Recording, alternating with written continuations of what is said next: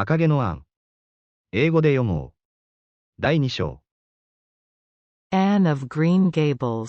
Chapter 2. Matthew Cuthbert is surprised. Matthew Cuthbert and the sorrel mare jogged comfortably over the 8 miles to Bright River. It was a pretty road, running along between snug farmsteads, with now and again a bit of balsamy firwood to drive through or a hollow where wild plums hung out their filmy bloom. The air was sweet with the breath of many apple orchards, and the meadows sloped away in the distance to horizon mists of pearl and purple, while the little birds sang as if it were the one day of summer in all the year.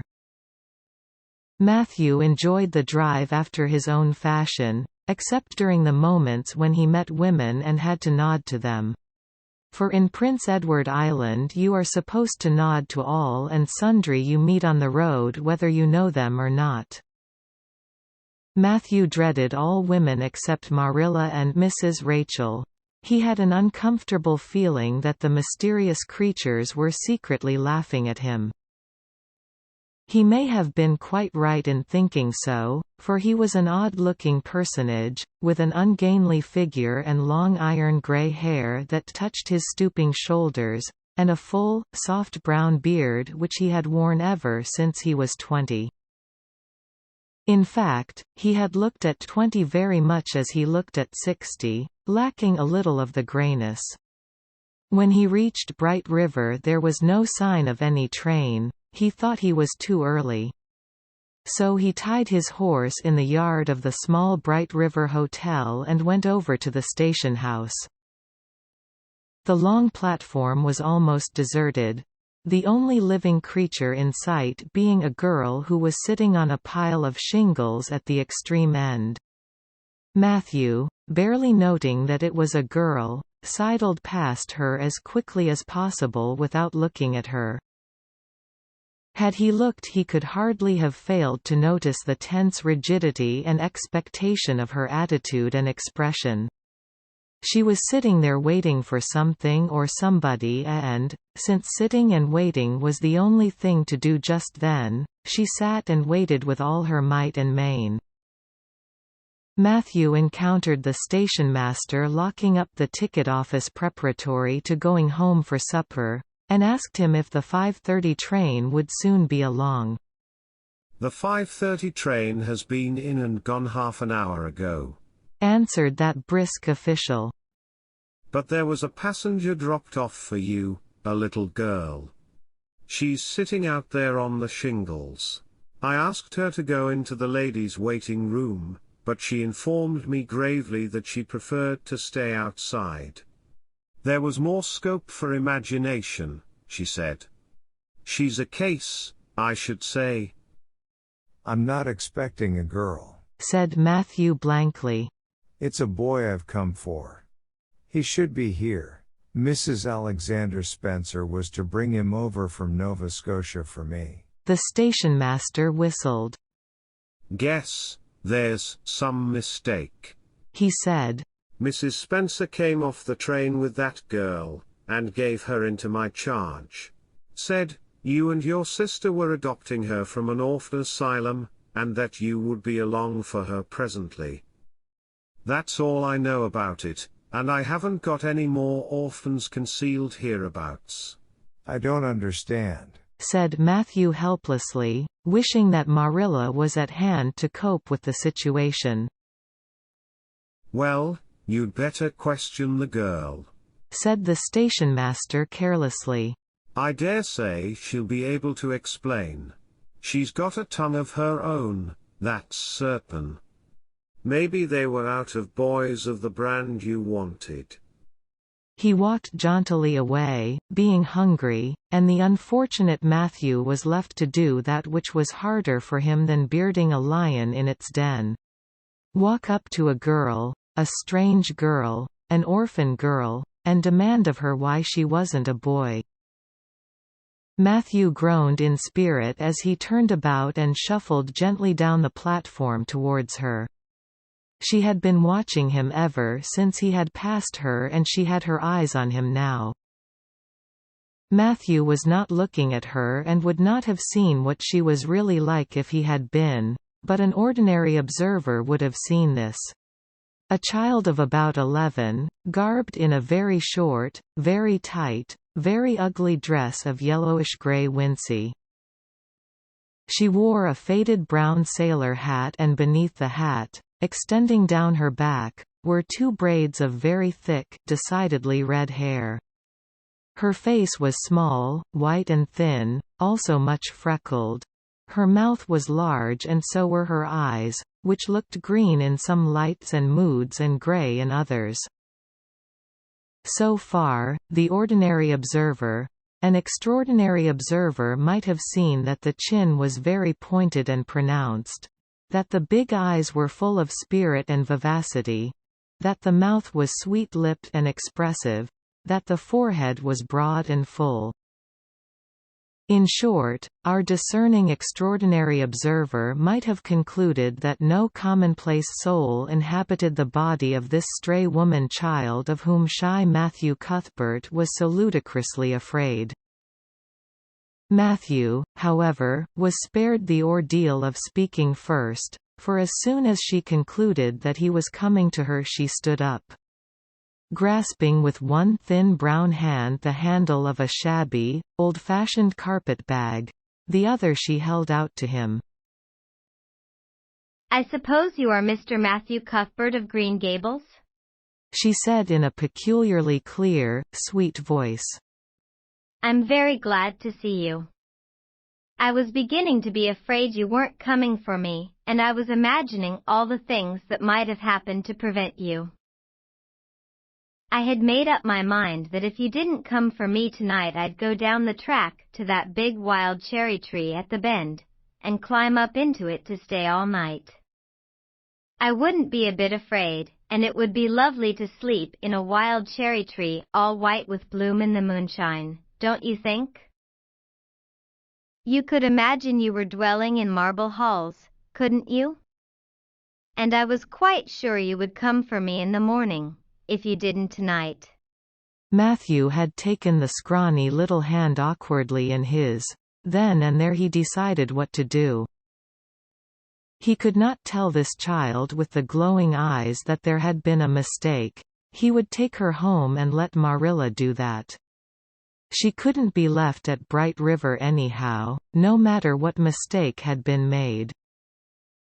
So all questions and explanations might as well be deferred until he was safely back at Green Gables.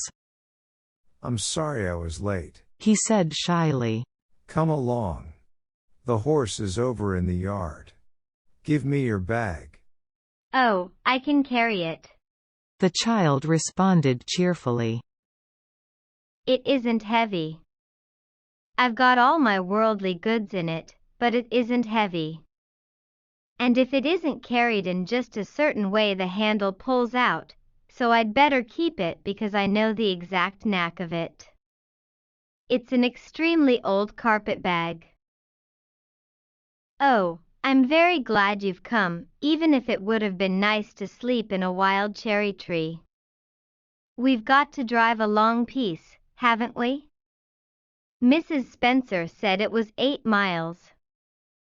I'm glad because I love driving.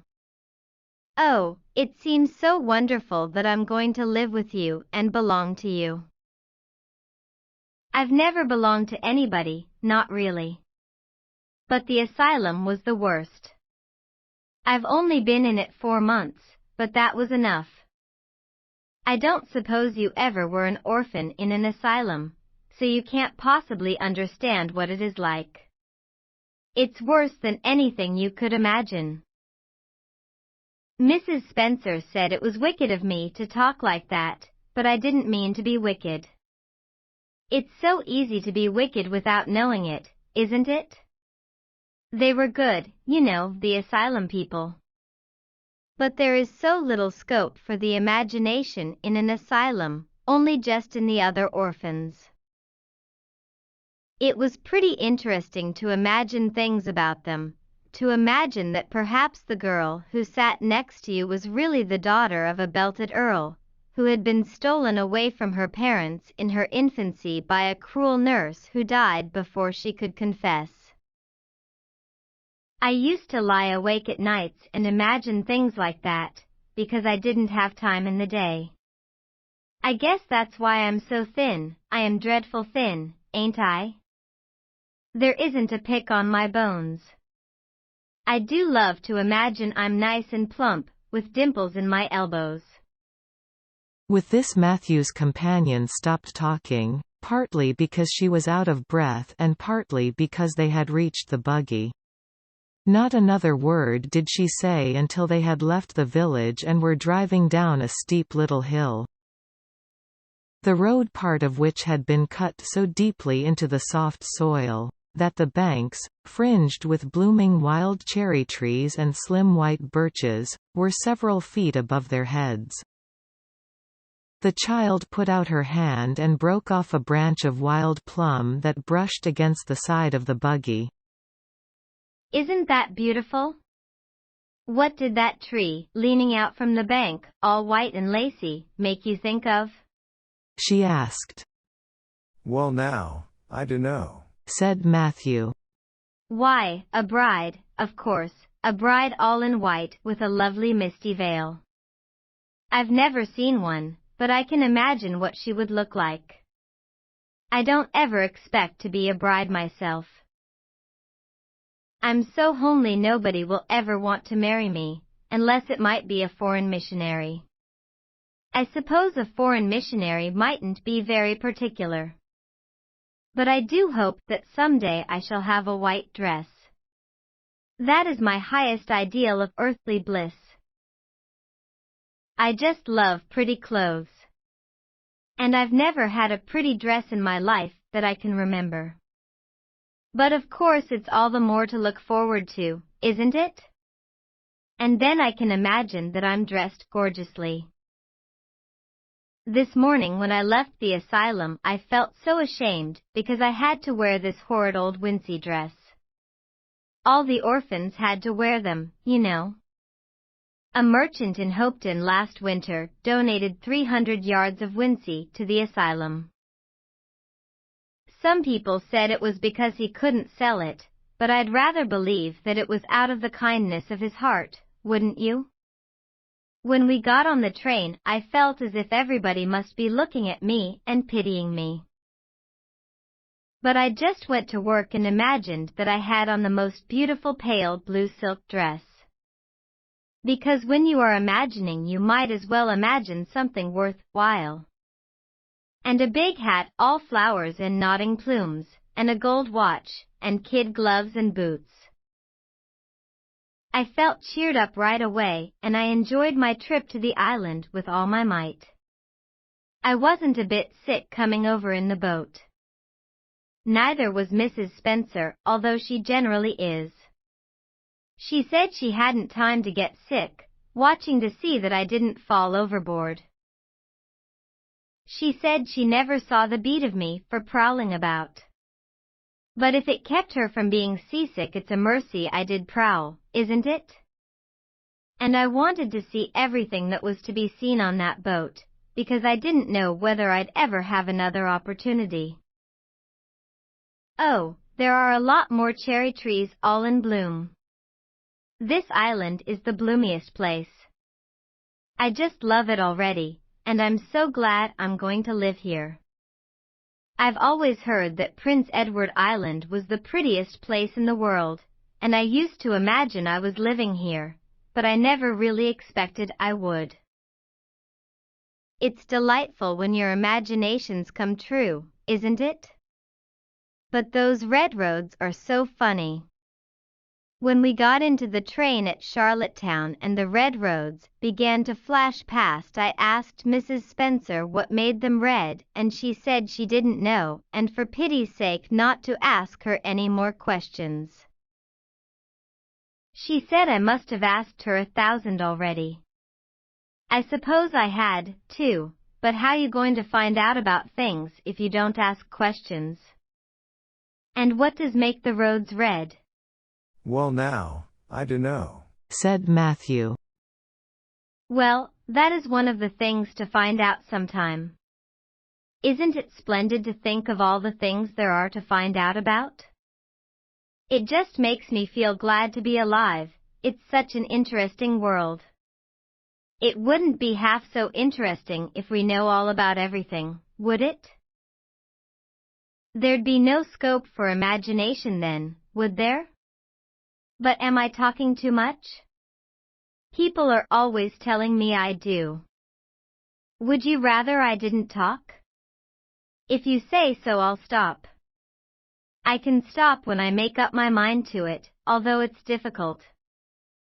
Matthew, much to his own surprise, was enjoying himself. Like most quiet folks, he liked talkative people when they were willing to do the talking themselves and did not expect him to keep up his end of it.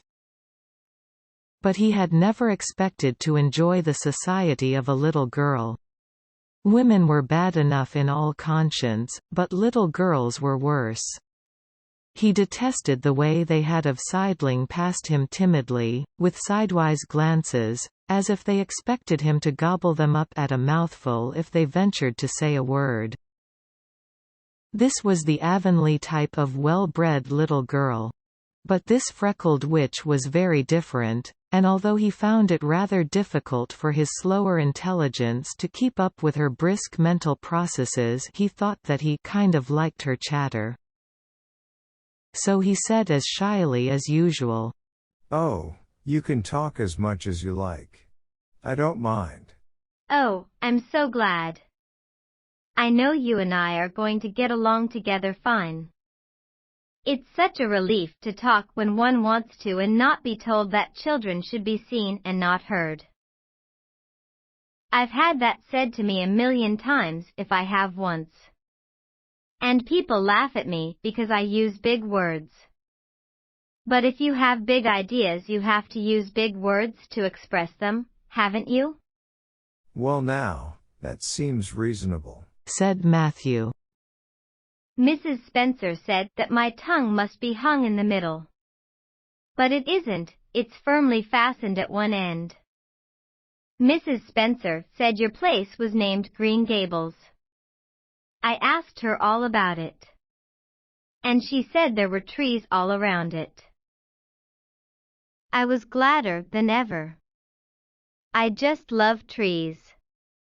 And there weren't any at all about the asylum. Only a few poor weeny-teeny things out in front with little whitewashed cagey things about them. They just looked like orphans themselves, those trees did. It used to make me want to cry to look at them. I used to say to them, "Oh, you poor little things. If you were out in a great big woods with other trees all around you and little mosses and June bells growing over your roots and a brook not far away and birds singing in your branches, you could grow, couldn't you? But you can't where you are. I know just exactly how you feel, little trees. I felt sorry to leave them behind this morning. You do get so attached to things like that, don't you? Is there a brook anywhere near Green Gables?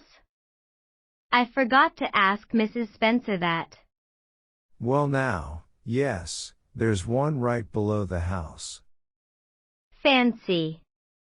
It's always been one of my dreams to live near a brook. I never expected I would, though. Dreams don't often come true, do they? Wouldn't it be nice if they did? But just now I feel pretty nearly perfectly happy. I can't feel exactly perfectly happy because, well, what color would you call this? She twitched one of her long glossy braids over her thin shoulder and held it up before Matthew's eyes. Matthew was not used to deciding on the tints of Lada's tresses, but in this case there couldn't be much doubt. "It's red, ain't it?" he said. The girl let the braid drop back with a sigh that seemed to come from her very toes and to exhale forth all the sorrows of the ages.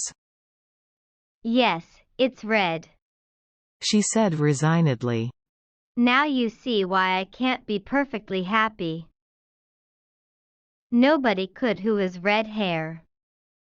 I don't mind the other things so much, the freckles and the green eyes and my skinniness. I can imagine them away. I can imagine that I have a beautiful rose-leaf complexion and lovely starry violet eyes. But I cannot imagine that red hair away. I do my best. I think to myself, now my hair is a glorious black, black as the raven's wing.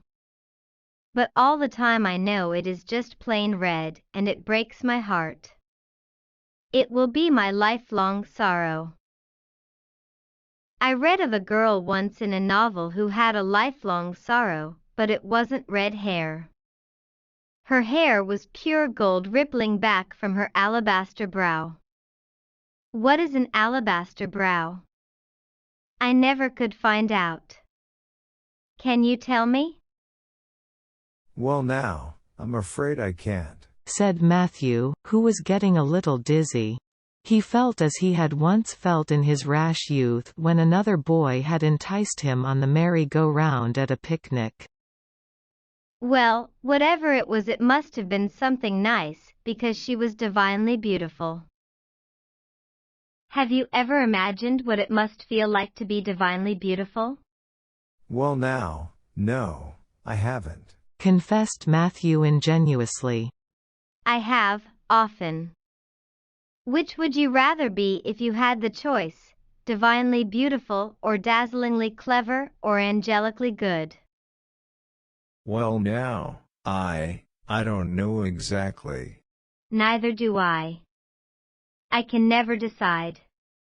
But it doesn't make much real difference, for it isn't likely I'll ever be either. It's certain I'll never be angelically good. Mrs. Spencer says. Oh, Mr. Cuthbert. Oh. Mr. Cuthbert. Oh. Mr. Cuthbert. That was not what Mrs. Spencer had said. Neither had the child tumbled out of the buggy, nor had Matthew done anything astonishing. They had simply rounded a curve in the road and found themselves in the avenue.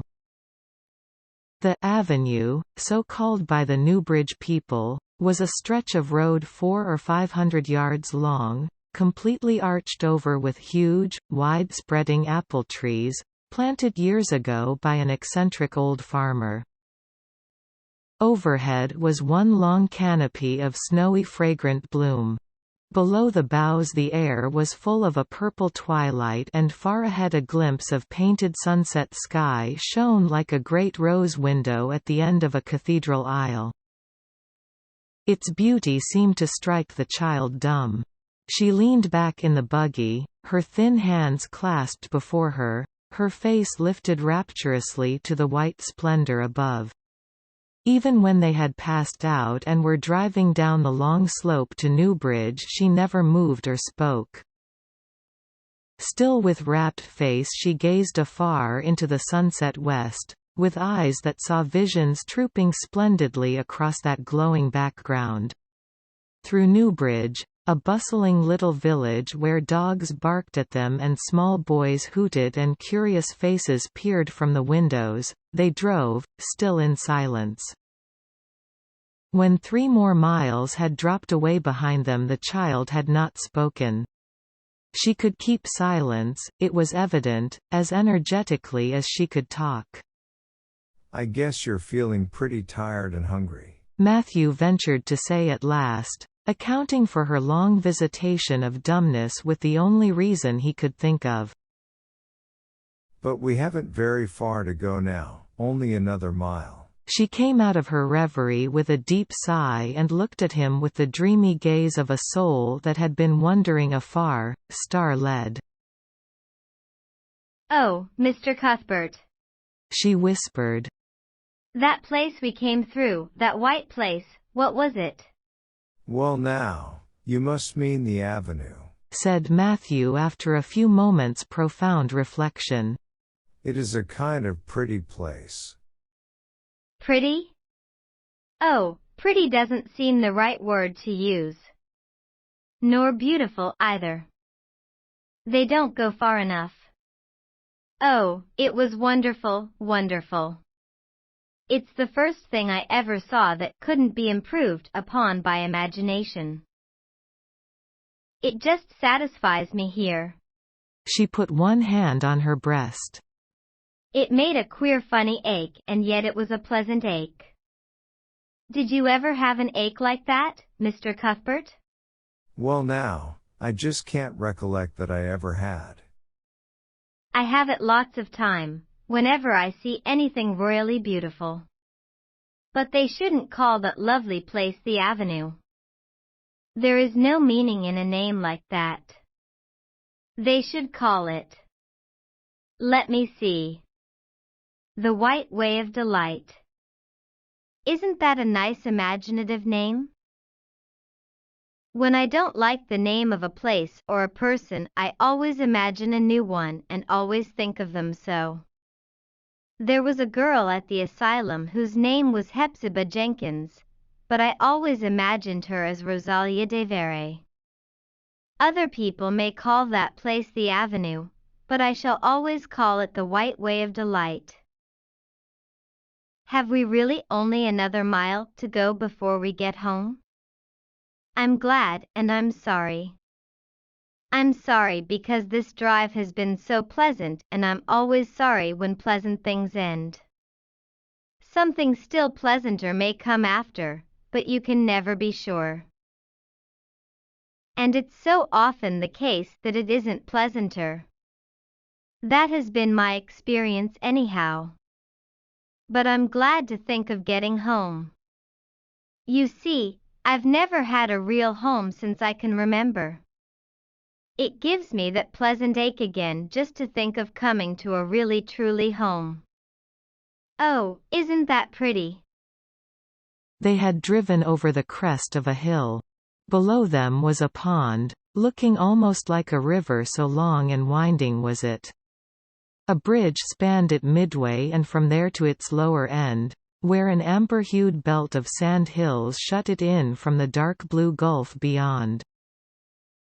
The water was a glory of many shifting hues, the most spiritual shadings of crocus and rose and ethereal green, with other elusive tintings for which no name has ever been found. Above the bridge the pond ran up into fringing groves of fir and maple and lay all darkly translucent in their wavering shadows. Here and there a wild plum leaned out from the bank like a white-clad girl tip-toeing to her own reflection. From the marsh at the head of the pond came the clear, mournfully sweet chorus of the frogs. There was a little grey house peering around a white apple orchard on a slope beyond, and, although it was not yet quite dark, a light was shining from one of its windows. That's Barry's Pond, said Matthew. Oh, I don't like that name either. I shall call it, let me see, the Lake of Shining Waters. Yes, that is the right name for it. I know, because of the thrill. When I hit on a name that suits exactly, it gives me a thrill. Do things ever give you a thrill? Matthew ruminated. Well now, yes. It always kind of gives me a thrill to see them ugly white grubs that spade up in the cucumber beds. I hate the look of them. Oh, I don't think that can be exactly the same kind of a thrill.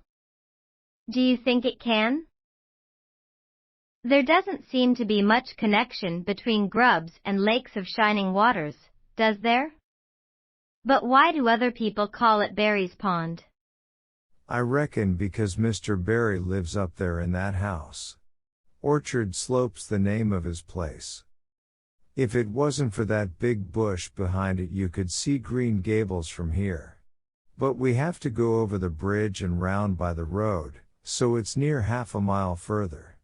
Has Mr. Barry any little girls? Well, not so very little either, about my size. He's got one about 11. Her name is Diana. Oh. With a long indrawing of breath. What a perfectly lovely name. Well now, I dunno. There's something dreadful heathenish about it, seems to me. I'd root her Jane or Mary or some sensible name like that. But when Diana was born there was a schoolmaster boarding there and they gave him the naming of her and he called her Diana. I wish there had been a schoolmaster like that around when I was born then. Oh, here we are at the bridge. I'm going to shut my eyes tight. I'm always afraid going over bridges. I can't help imagining that perhaps just as we get to the middle, they'll crumple up like a jackknife and nip us. So I shut my eyes. But I always have to open them for all when I think we're getting near the middle. Because, you see, if the bridge did crumple up I'd want to see it crumple. What a jolly rumble it makes. I always liked the rumble part of it. Isn't it splendid there are so many things to like in this world?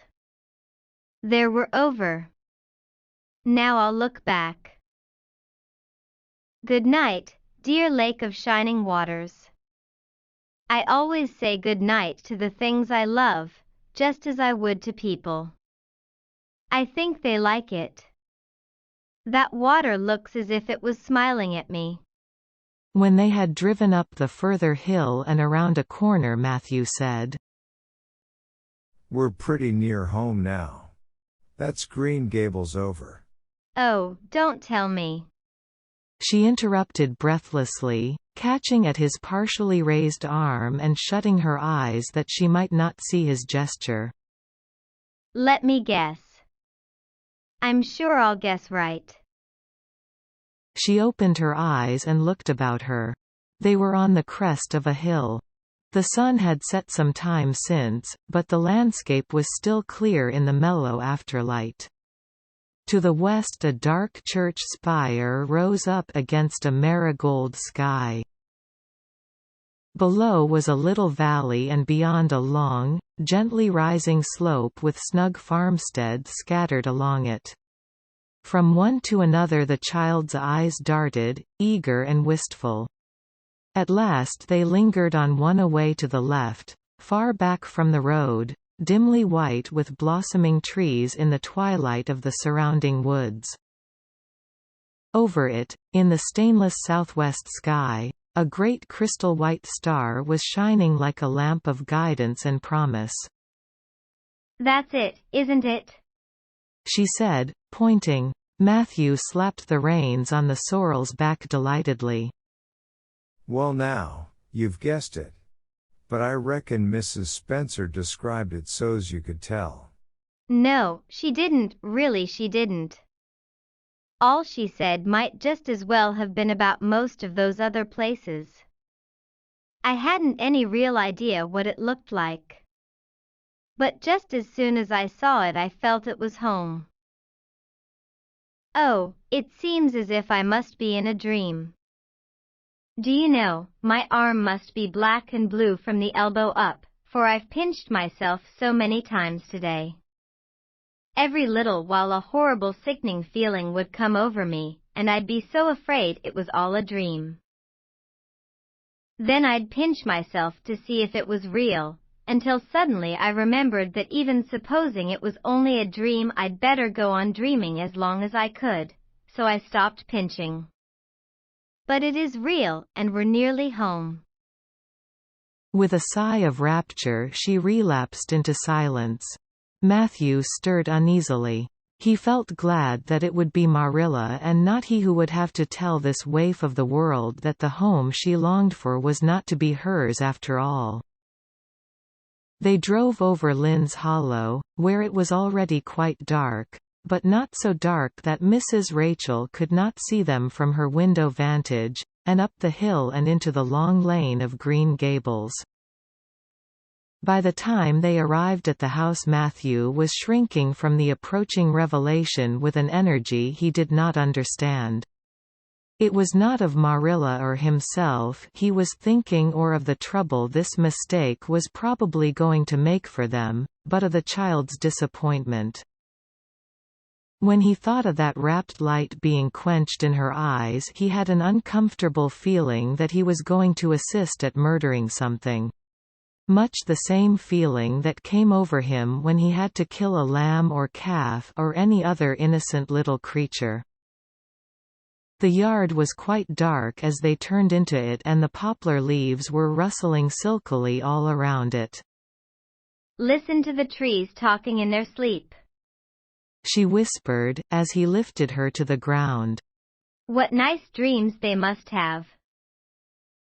Then, holding tightly to the carpet bag which contained all her worldly goods, she followed him into the house. End of chapter 2.